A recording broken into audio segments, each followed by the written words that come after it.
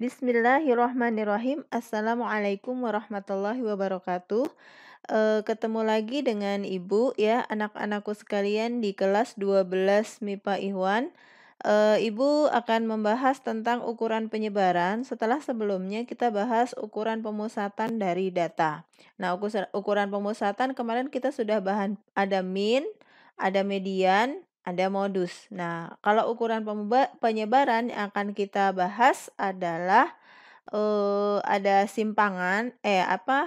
kuartil, ada simpangan rata-rata dan simpangan baku. Apa itu ketiga dari pengertian ini nanti akan kita bahas satu per satu. Kita lihat dulu ada sebuah data. Di sini ada data statistik hasil ujian nasional. Misalnya ini dari satu sekolah gitu ya. Satu sekolah dia mempunyai nilai ujian sebagai berikut. Ya, misalnya ini nilai ujian, di sini ada bahasa Indonesia, ada bahasa Inggris, ini matematika, ada ini kompetensi IPA. Nih harusnya kompetensi IPA atau kompetensi IPS gitu ya di satu sekolah. Nah, di sini ada kategori, kategorinya itu ada dapat B, ada dapat D, kemudian dapat B juga. Nah, kategori yang terbaik adalah A, yaitu sangat baik, kemudian B itu adalah baik, C itu sedang, kemudian D itu kurang. Nah, kemudian di sini ada rata-ratanya dari masing-masing pelajaran. Bahasa Indonesia rata-ratanya 74,88. Bahasa Inggris lebih rendah lagi ya, di bawah 50. Matematika apalagi lebih rendah lagi. Kemudian kompetensi IPA atau IPS-nya tinggi ya, 80. Kemudian terendahnya dari nilai itu bahasa Indonesia ada yang dapatnya 48,0. Matematika malah lebih kecil lagi, ada yang mempunyai nilai 10 gitu dari 100 ya ini. Kemudian yang tertingginya ada 92. Ini tinggi sekali ya rentangnya ya. Ada yang nilai yang terkecil, ada yang terbesar. Ini terendah dan tertinggi. Kemudian standar deviasi. Nah, standar deviasi ini apa? Yaitu ini nama lain dari simpangan baku ya.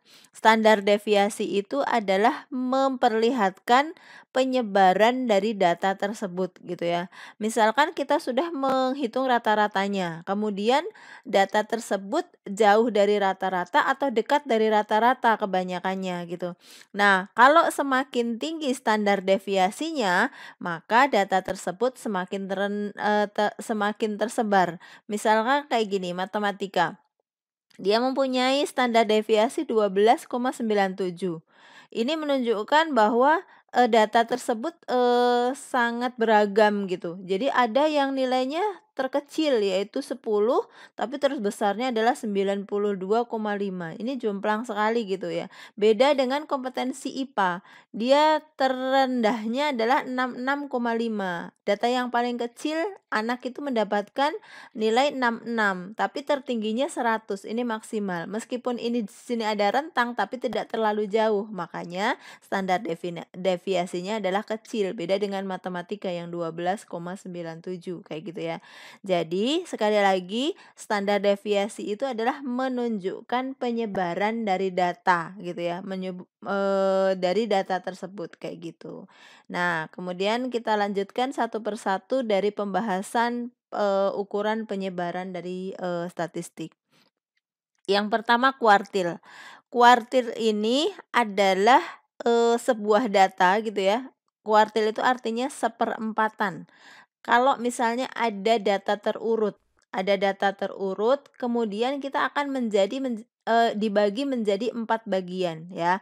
Ada kuartil pertama yaitu seperempatan pertama, ada seperempatan kedua, ada seperempatan ketiga, ada seperempatan keempat. Nah, ini dibagi menjadi 4 bagian. Karena menjadi 4 bagian, maka kuartilnya ada 3, pembaginya ada 3 atau batasnya ada 3. Ini ada Q1, ada Q2, ada Q3. Kuartil 1, kuartil 2, kuartil 3. Kuartil 1 biasanya dinamakan kuartil bawah. Kuartil 2 dinamakan kuartil tengah dan kuartil 3 dinamakan kuartil atas. Kayak gitu. Nah, itu gambarannya. Jadi datanya itu dibagi menjadi 4 bagian. Kebetulan ini gambarannya adalah untuk data tunggal. Biasanya di SMP kalian sudah mempelajari kuartil ya. Oh, tengah-tengahnya datanya berapa gitu ya. Kemudian dari setengah yang sudah dibagi tadi, setengah pertama dibagi lagi setengahnya lagi akan menjadi Q1. Setengah yang kedua yang ke kanan itu dibagi lagi menjadi Q2 kayak gitu. Nah, itu kalau data tunggal kalian sudah pelajari di SMP. Kita lanjutkan. Nah, bagaimana kalau kita mencari kuartil dari data kelompok? Dari data kelompok ini KI, I itu tergantung ya, kalau, I-nya 1 berarti kuartil 1, kalau I-nya 2 berarti kuartil 2, kalau I-nya 3 ya berarti kuartil 3. KI itu rumusnya adalah tepi bawah dari data. Jadi nanti kita akan cari kelasnya dulu, tepi bawahnya itu berapa, kemudian ditambah dengan 1/4 kali N, kan ini seperempatan. Kemudian dikurangin dengan frekuensi kumulatif sebelumnya, ini frekuensi kumulatif sebelumnya, kemudian dibagi dengan frekuensinya dikali dengan C atau panjang kelasnya. Jadi, kesimpulannya adalah untuk mencari kuartil itu sama dengan mencari median. Bedanya apa? Kalau median itu 1/2N, kalau kuartil adalah 1/4 N ya. Ini maaf, ini harusnya I ya, I/4N. I-nya tergantung, kalau ditanyakan Q2 berarti I-nya adalah 2 kayak gitu. Kayak gitu. Jadi sama mencari median dengan kuartil, cuman bedanya adalah seperempatan dan setengahan. Nah, ini contohnya, misalnya ada data seperti ini, kemudian kita disuruh mencari kuartilnya, gitu. Cari frekuensi kumulatifnya dulu, ya.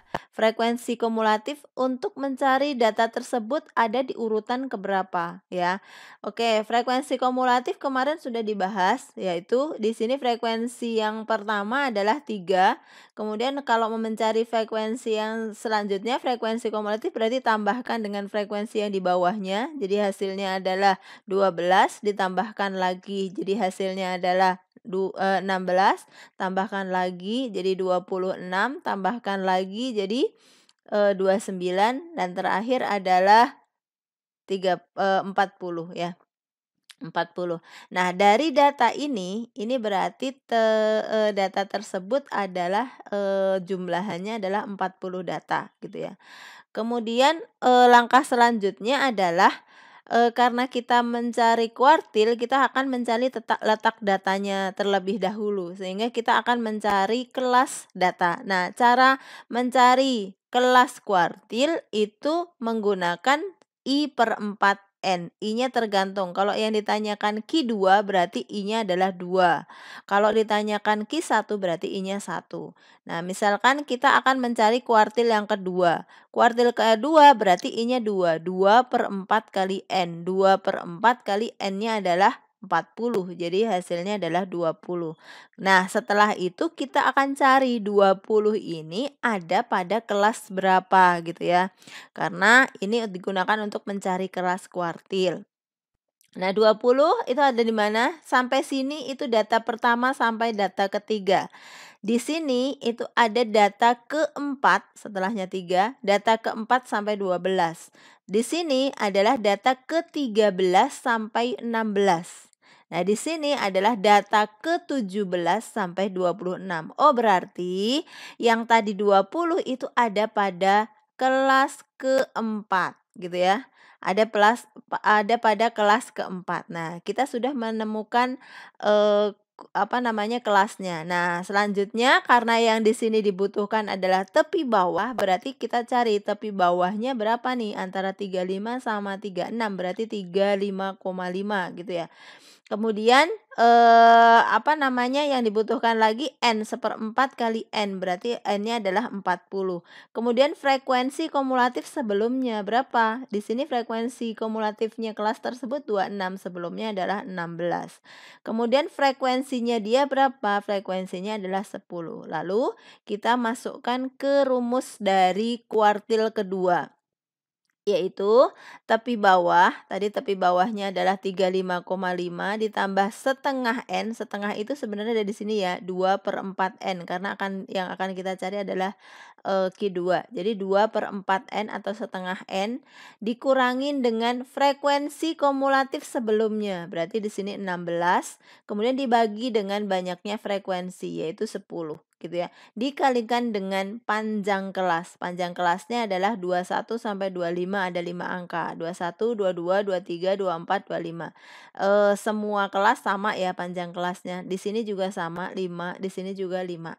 Nah, kita kalikan dulu ini dibagi, yaitu 40 itu 20, berarti 4 dibagi dengan 10 dikali 5. Jadi hasilnya adalah 2. 35,5 ditambah dengan 2, jadi hasilnya adalah 37,5.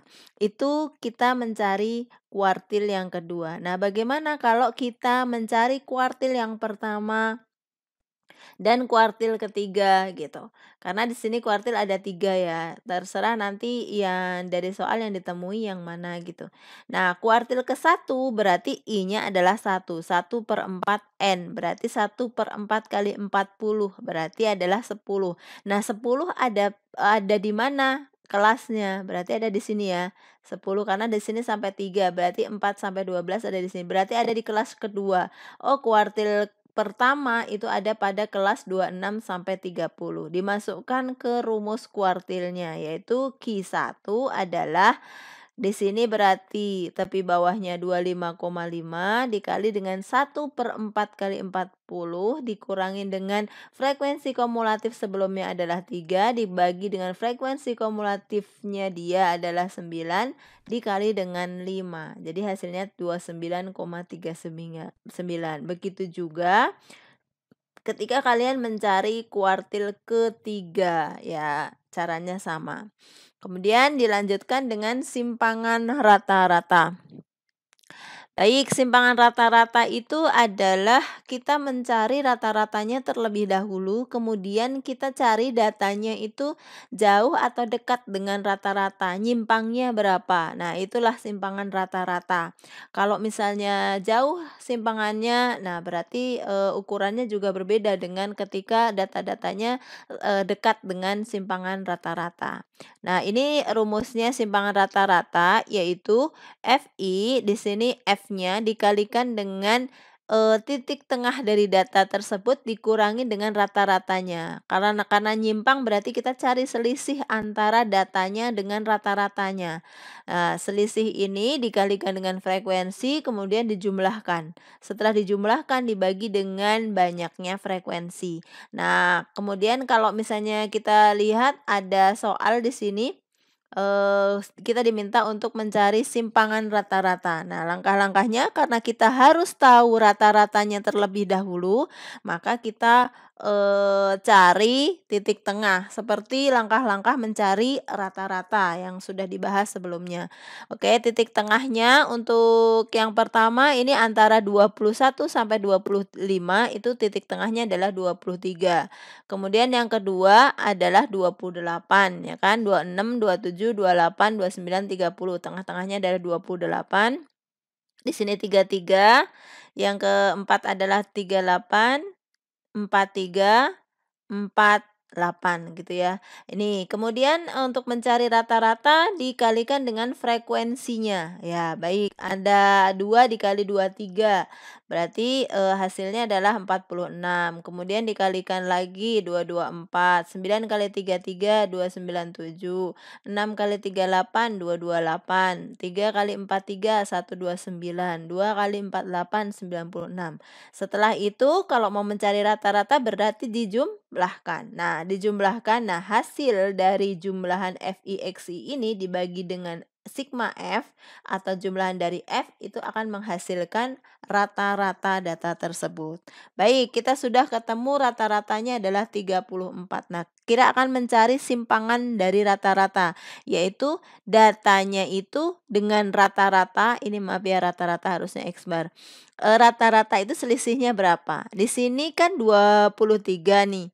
23 titik tengahnya, sedangkan rata-ratanya adalah 34. Nah, berarti Kita cari selisihnya, selisihnya adalah min 11 ya. Tetapi untuk simpangan rata-rata kita ambil harga mutlaknya. Jadi positif maupun negatif kita ambil selisihnya, kita ambil yang positif gitu ya. Oh, min 11 berarti yang diambil adalah 11. Kemudian 28 sama 34 itu selisihnya 6. 33 sama 34 selisihnya 1. 38 dengan 34 itu 4. 43 itu 9. 48 dengan 34 itu 14 gitu ya. Nah, setelah itu kita kalikan dengan frekuensinya ya. Kan di sini selisihnya kemudian dikalikan dengan frekuensinya. Ya udah kita kalikan satu per satu. Di sini frekuensinya 2 dikalikan 11 berarti hasilnya adalah 22.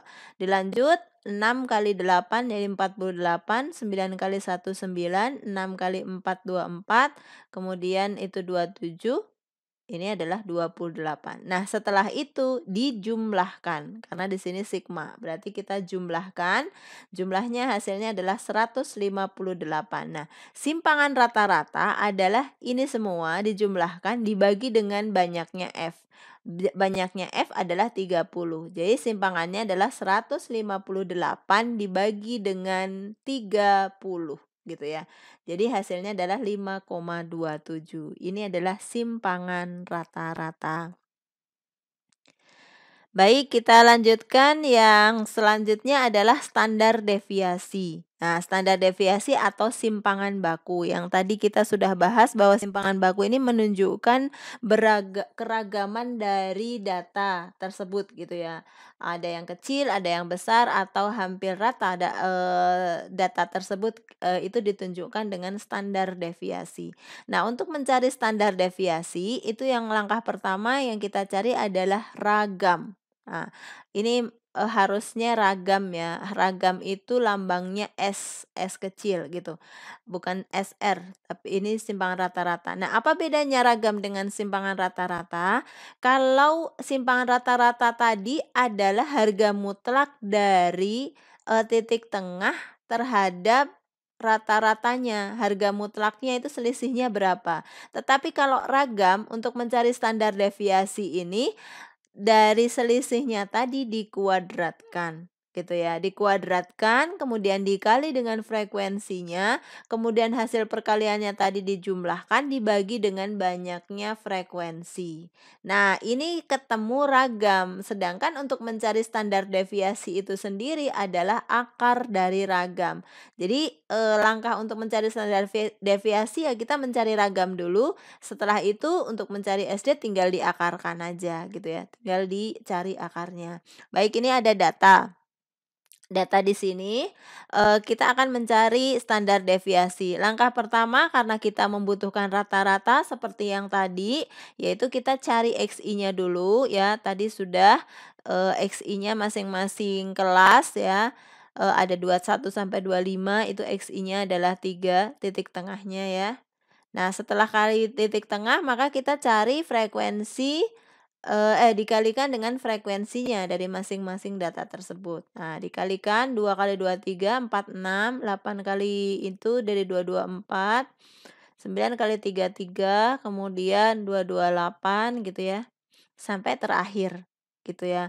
Nah, untuk mencari rata-rata berarti kita jumlahkan. Kita jumlahkan hasilnya adalah 1020. Untuk mencari rata-rata berarti 1020 dibagi dengan 30. Nah, jadi rata-ratanya adalah 34 sama dengan data yang tadi. Nah, untuk mencari standar deviasi atau ragam terlebih dahulu maka kita cari simpangannya dari titik tengah terhadap rata-rata kemudian dikuadratkan. 23 sama 34 itu selisihnya adalah 11. 11 dikuadratkan jadi 121. 28 sama 34 itu 6. Kalau dikuadratkan nah 36. 33 1 kuadratkan ya 1. Terus kemudian adalah 16. 43 itu 81 karena selisihnya 9 kalau dikuadratkan. Kemudian yang ini adalah 196 karena selisihnya 14. Kemudian dari, hasil di sini kita kalikan dengan frekuensi kembali. Kita kalikan dengan frekuensinya lagi, jadi 121 dikalikan dengan 2. Jadi hasilnya adalah 243, kemudian bawahnya 36 kali 8, 228, 9 kali 1 adalah 9, 6 kali 16 adalah 96, dan selanjutnya 243, dan paling bawah adalah 392. Nah, ini semua dijumlahkan. Jumlahnya adalah 1270. 1270 untuk mencari ragam tinggal dibagi dengan 30 karena ini sudah hasil dari perkalian kemudian dijumlahkan, dibagi dengan sigma F-nya. Itu adalah ragam gitu. Ragamnya adalah 1270 dibagi 30. Jadi 42,33. Nah, untuk mencari standar deviasi dari hasil ini tinggal diakarkan gitu ya. Akarnya adalah 6,51. Demikian, yang Ibu bahas tentang ukuran penyebaran, yaitu ada kuartil, ada simpangan baku, dan juga simpangan rata-rata. Nah, karena materi, statistik sudah selesai ya, kita sudah bahas semuanya, maka kalian, siap-siap kita latihan soal untuk pertemuan berikutnya, kemudian dilanjut dengan ulangan. Begitu dari Ibu, kita akhiri. Wassalamualaikum warahmatullahi wabarakatuh.